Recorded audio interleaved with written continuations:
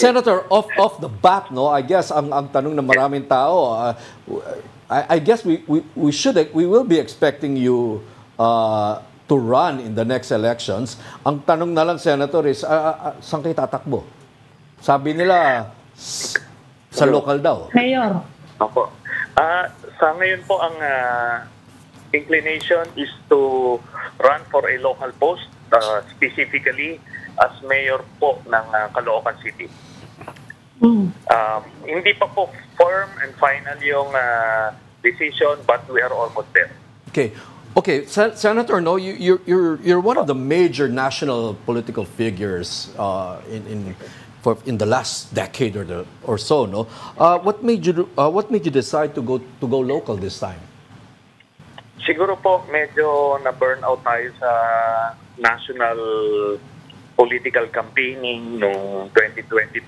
Ayan, medyo nakakapagod, and iba na yung national political terrain eh. Nagbago drastically nung nag-dominate na yung social media as the primary source of information ng mga electorate. I think that was in 2016. Okay. Yan. Tapos noong 2022, ibang-iba na, no? So the way we ran our campaign back in 2007 and 2013 is obsolete na. So mas resource-driven na ngayon ang national campaign. And aside from that, I believe naka-contribute na tayo sa Senate, no? I was given that recognition by the Senate na most productive, no, for having passed the most number of national laws, no, as principal author and sponsor. So, kumbaga nagawa na natin yung kailangan natin gawin. Ngayon naman, itong local, iba ang policy making dito. It's more direct at mas in control ka sa situation. Okay. Senator, yung Caloocan, it had one of the highest number of cases ng mga suspected EJK related to the drug war ni former President Duterte. You think it's an issue among the voters in Caloocan? I believe so. Nararamdaman namin yon. There is a community of families of victims na sila, medyo significant sila in number. Tapos nakikita nila na I've been championing their cause also. At napapansin namin habang nagwe-wane yung popularity ni Duterte, lumalakas yung anti-Duterte sentiment doon sa Caloocan, directly because of the EJK victims. Senator, anong partido nyo? Under what party will you run? Ano pa po yun? Under discussion pa po yun. So, wala pa po. Alam mo, sundan ko lang yan, Senator, no? Anyway, alam naman natin na medyo may realignments na nangyayari ngayon. Are you open to running within the under the administration, for example, Senator? Sa local kasi, local politics, hindi siya ganun ka-pronounced, no? So, pwede ngang both parties are aligned with the administration. So, and both parties can be not aligned with the administration. So, yung tinatawag na zona libre, no? Kaya, we're working on the assumption na magso-zona libre sa Caloocan kasi both the Malapitans and myself ay may personal relationship kay President Marcos, having been in the same political party, no? When he was still senator. Okay. Okay, you're referring to pareho kayong nag-nationalista party. Nationalista party under the Villars, right, Senator? Yes, opo, opo. Senator, ibang mundo kasi yung local no? Medyo matagal kayo sa Senado as a legislator. Tingin nyo ba ay usually kasi sa Senate, ang dominant dyan sa election ay market votes, di ba? Pero sa local naman, ang dominant ay command votes, no? Which is basically dinideliver ng ward leader system, no? Kayo ba ay handa nang humarap sa ganyang klaseng ibang mundo ng politika sa local, no? Na mas ward leaders yung nagde-deliver ng boto kesa sa market votes? Alam nyo, ganyan din yung initial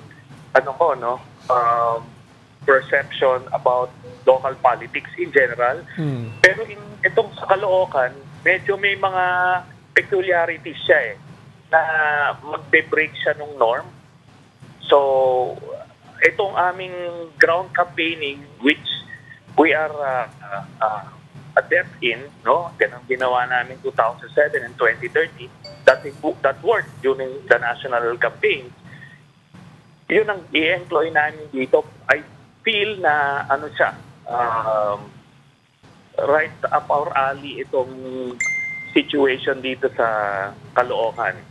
And yung sinasabi natin na market-driven campaign, or issue-driven, or name recall, national recognition, it may in fact work for us dito sa pag-reintroduce dito po sa Caloocan electorate.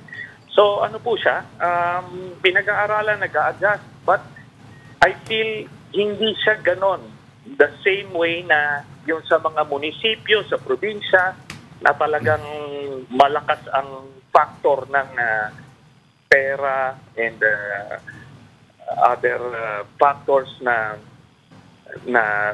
kumaga born out of the dynastic na political game.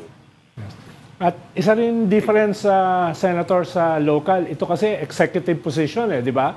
So, sabi nga nung ibang mga mayors na kilala natin, alas 4 pa lang daw ng umaga, may nakapila na sa bahay nila. No? Patulog na sila, may naghihintay pa. So medyo iba ito sa Senado, no? Tingin nyo ay, Senator, nakahanda na kayo para sa ganyang klaseng mga requirements, no? Sa local executive? Opo, kasi while I was a senator for 12 years, pero hindi naman ako yung traditional senator din So more rin kami, rooted kami sa aming organisasyon na community-based grassroots organization all over the country. So talagang diretso din kami sa tao.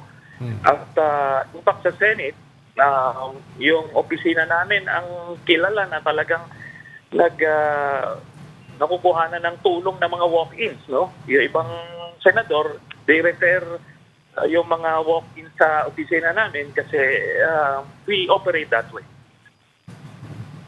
Okay. On a Senator, different... noong 2022, you were closely identified with the traditional opposition. Pero ngayon, sinabi niyo na nga, nagkaibigan niyo si President Marcos when you were both senators, at ngayon, mukhang hindi kayo magiging anti-administration. Ano sa tingin niyo, sino ngayon ang opposition under the Marcos administration? Sino yung nakikita niyong opposition? Kinakategorize ko po siya as independent opposition. Andrito po si Senator Risa Hontiveros. At ito pong grupo, yung grupo namin, yung Magdalo, yung Akbayan. So we're still there, no?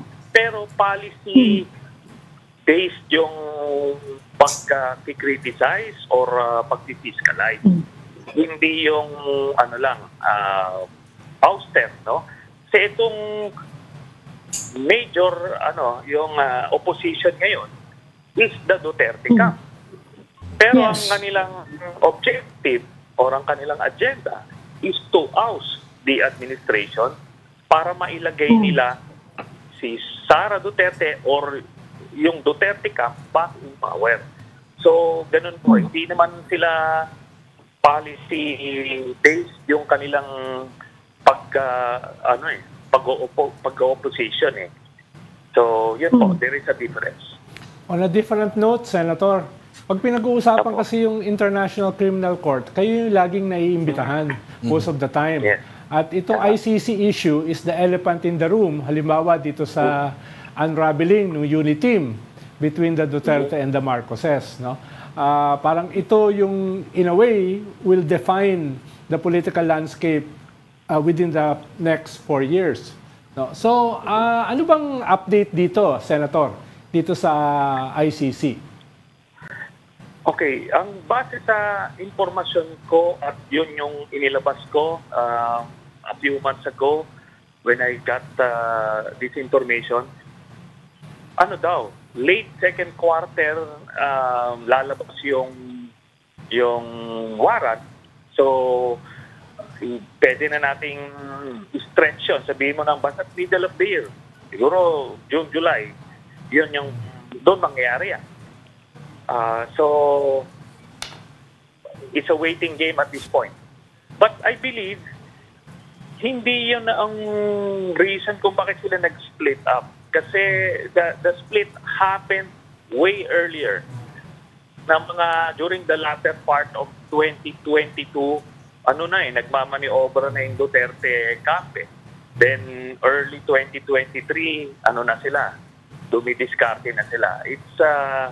It's part of the many reasons or ng pagkakalas nila, pero hindi lang yun yung dahilan. Okay. Senator, nabanggit nyo kanina a while ago na itong si President Bongbong Marcos, may pinagsamahan kayo bilang parehong membro ng Nationalista Party, no? What if, Senator, hiniling ng Presidente na doon kayo sa ticket niya, sa senatorial lineup niya kayo sumali?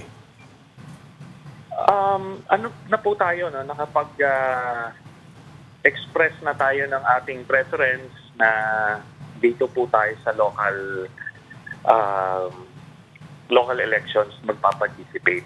So, I believe na naipahatid naman na yung ganong intention. Ayan po. Kung sakali, Senator, follow-up ko lang yung arrest warrant, no? Would you know kung kasama si VP Sara? Because I understand kasama siya sa mga inimbestigahan. And would you know kung sino pa ang iba pang pwedeng makasama? Kasi alam namin si Senator Bato, si Senator Bongo, baka maisama or they were among those who were investigated. Would you know kung sino-sino kaya ang mako-cover ng arrest warrant na sinasabi ninyo? Base po sa mga nakakalap ko po na impormasyon, itong warrants of arrest would come in batches. The first batch, isa lang. Si Duterte lang, the father. Tapos, second batch na yung mga ibang principal actors. Yun po ang aking pagkakalam.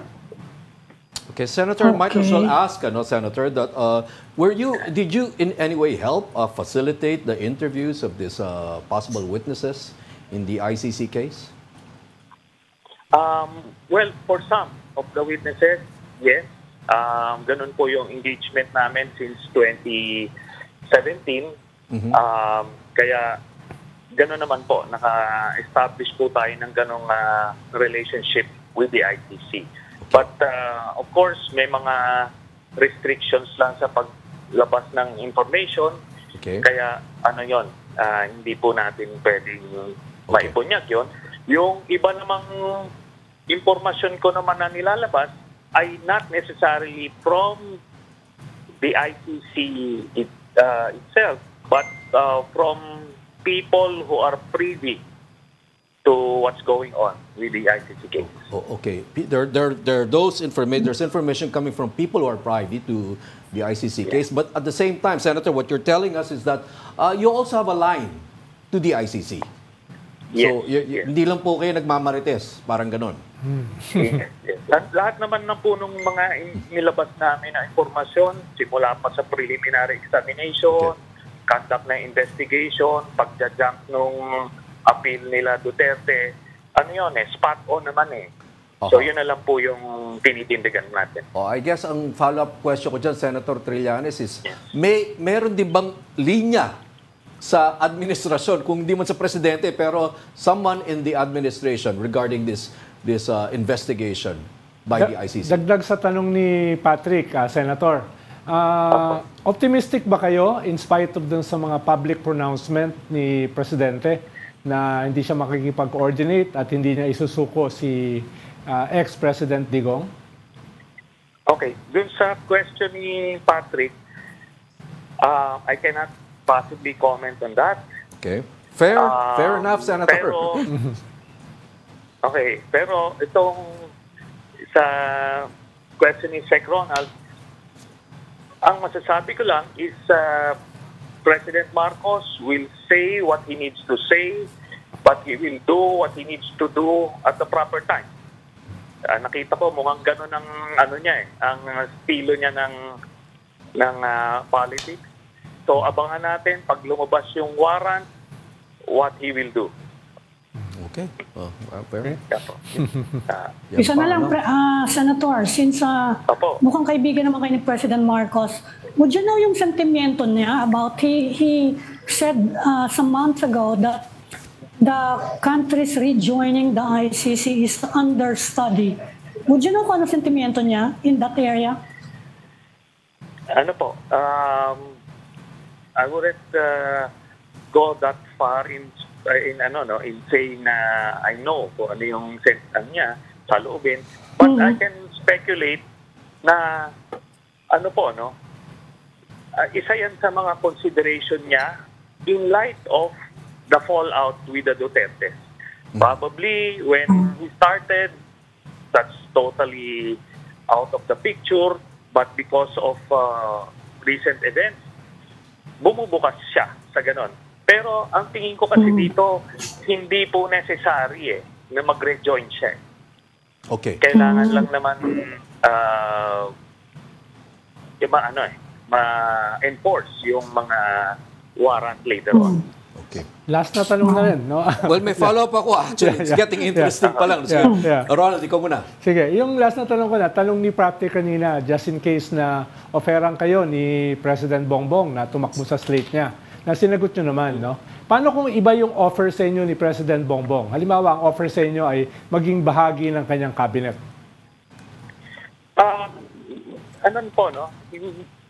Sa ngayon kasi talagang naka-fix kami sa local, no? And alam niyo naman yung local talagang it's a full-time thing. So, doon muna yung aming concentration. So, okay ba yun? Okay na. Pag-ikot? Okay, ito naman po, Senator, yung tanong ko ay balik tayo sa ICC. Ang daming interesting, politika at ICC, balik tayo, no? Okay, do you think, Senator, this time I'll ask you as an observer, okay, with lines and hidden lines everywhere, no?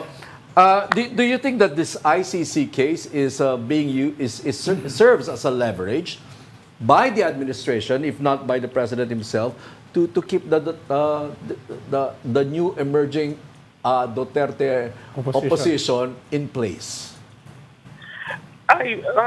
Probably last year pwede siyang leverage, pero kasi ngayon lines have been crossed Kasi ouster na yung ginagawa ng mga Duterte. And it would be a grave mistake for the Marcos administration to trust the Dutertes in any deal. Na tipong, mag-behave kayo, otherwise ganito. Hindi. They won't behave. And besides, the fact remains na Vice President si Sara Duterte. No? So anything that happens to President Marcos, beneficiary sila directly nung nung ouster na yon. Kaya bakit naman magpipigil sila Duterte, no? And plus the fact that there is a third major force in play, which is China, no? Okay. So yon, maganda ipasok yon sa consideration. Okay. Senator, isang pahabol na lang, magiging nager lang ako, ha? Sige. Tatanong ko ulit, may posibilidad ba na makasama sa mga arrest warrant si Vice President Sara Duterte? Posible po yan, pero hindi sa first batch. Hindi sa first batch. Sa first batch. Maaring sa second or sa third batch. Yun po. Okay. Thank you. Okay, maraming salamat, former Senator Sonny Trillanes. Thank you for your time, sir. Salamat, Senator. Maraming Thank you, salamat po sa inyo. Senator.